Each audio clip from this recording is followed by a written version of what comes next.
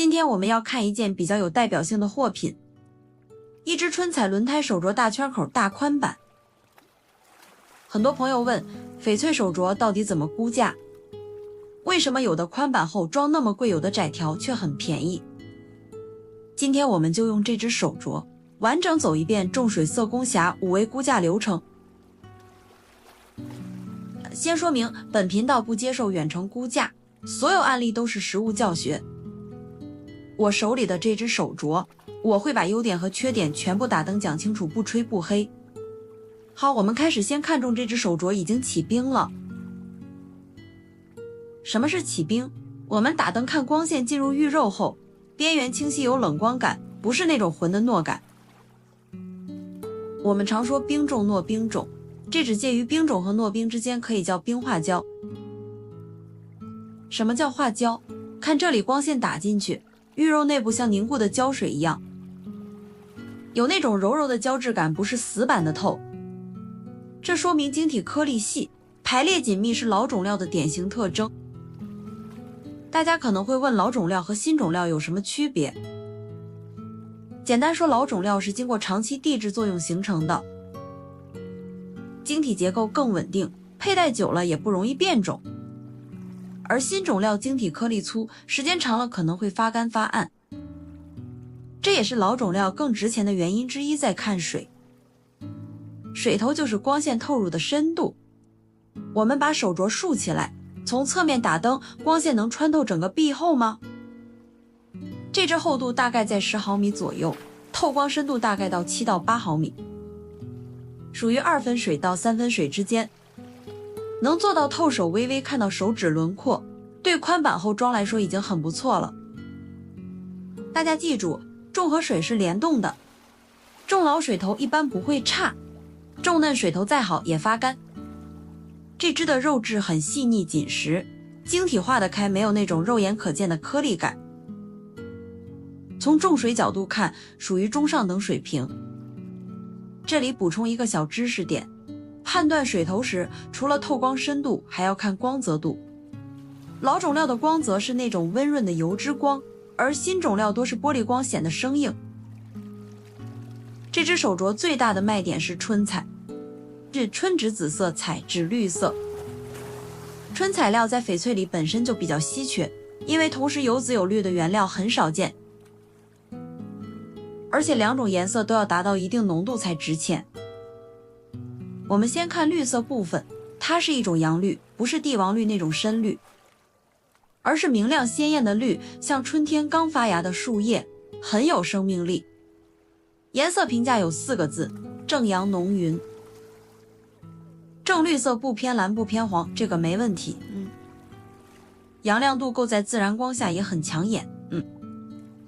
浓饱和度适中，不是那种淡的几乎看不见的飘花。云分布还算均匀，有几处色带过底，不是只浮在表面。再看紫色，底色是蓝紫，不是粉紫。蓝紫偏冷，色调上手会显得皮肤白，但上镜会比实物浓一些，实物颜色会略微淡一点。这是正常的紫色，对光线特别敏感，在不同光线下颜色变化很大，比如在阳光下偏淡，在室内灯光下偏浓。很多新手买紫翡时容易因为光线问题看错颜色，这点要注意。整体来说，这只手镯颜色显色度很高，而且它的色是过底的，意思是从表面一直渗透到内部，不是浮在表面一层。这种色料比表面飘花贵很多，因为飘花是后期形成的，而过底色是原料本身带的更稳定，也更稀有。我们再看一些细节，这里有一点点色根夹杂着一点小碎棉，这是正常的。天然翡翠的色根往往是棉的聚集处，因为颜色是矿物质沉淀形成的，棉的地方结构相对疏松，更容易积累矿物质。供对于塑身手镯来说，主要看器型和打磨。这只手镯是轮胎款，也就是宽版后装。具体尺寸，圈口大概58到60，宽度大概16毫米，厚度10毫米左右，用料非常足。为什么这点很重要？因为现在缅甸原料越来越少，好的原料更是稀缺。商家为了省料，能做窄一点就做窄一点，能切薄就切薄，像这么费工费料的宽板厚装，已经很少见了。而且做到这么厚还能保持冰胶感，说明原料本身够大、够完整，没有什么大的裂纹。不然切这么厚很容易碎。打磨方面，整体弧度圆润，抛光到位，光泽度很好，摸起来很光滑，没有硌手的地方。只有个别地方有金属划到的划痕，那是后期佩戴磕碰，不是工艺问题，重新抛光就能去掉。所以器型这一项是一个很大的加分项。很多人买手镯追求厚装，就是因为同种水下，厚装比薄装贵很多，一方面是用料多，另一方面厚装的质感更扎实，佩戴起来更有分量。现在我们进入最重要的环节，打灯看瑕疵。这是估价的关键，也是很多商家不会给你细看的部分，因为瑕疵直接影响价格。我会把这只手镯360度走一遍，所有棉裂纹都指出来，让大家看得明明白白。先把灯打开，我们按顺时针顺序来。这边大概在3点钟方向，打灯能看到一些浮棉像云朵一样散开，没有化开，属于正常的棉。俗话说无棉不翡翠，天然翡翠由无数晶体结合而成。棉是晶体间隙形成的，只要不是大面积死棉，都可以包容。这里有一条内裂的感觉，看仔细，光线穿过时有一条直线痕迹，但用手抠没有扣感，说明没有到表面，属于内部微小碎裂。这种内裂对牢固度影响不大，但会影响价格，估价时要扣分。这里有一些冰渣碎裂，就是那种很细小的像碎冰一样的纹路，也是内裂的一种表现，很细小，不打灯几乎看不到，平时佩戴也不会有影响。这边有一条像金属划到的划痕，表面能摸到一点点凹感，应该是佩戴时和金属碰撞或摩擦造成的，重新抛光可以减轻不属于翡翠本身的瑕疵。再看这边有白棉，比刚才的浮棉更明显一些，成丝带状，这是棉丝，也正常，天然翡翠里很常见。这里有花色和黄棉夹杂，花色是飘花的一部分，黄棉是铁质进入形成的，也是天然翡翠的常见特征，只要不影响美观，都可以接受。这个位置刚才说过有一条小内裂感，还有年轮纹，像树的年轮一样一圈一圈，那是生长纹，不是裂，是翡翠形成过程中晶体生长的痕迹，不用太担心。侧边看这里侧裂，这是比较明显的一条，在侧面位置打灯能看到一条线，用手抠没有明显扣感，但视觉上能看到。这种侧裂如果受力有可能延展，比如摔一下可能会裂开，所以估价时要重点扣分。这里有棉根比棉更密集，像树根一样扎进去，也是天然特征，不影响牢固度，但会影响美观。内壁内壁很干净，肉质清爽，没有什么大的瑕疵，但这里有2根棉丝很细，几乎不影响。这里有一点碎纹裂，非常细小，不仔细看根本发现不了。又回到正面，这里有一个小点，像色点又有点像矿点，很小，不影响佩戴。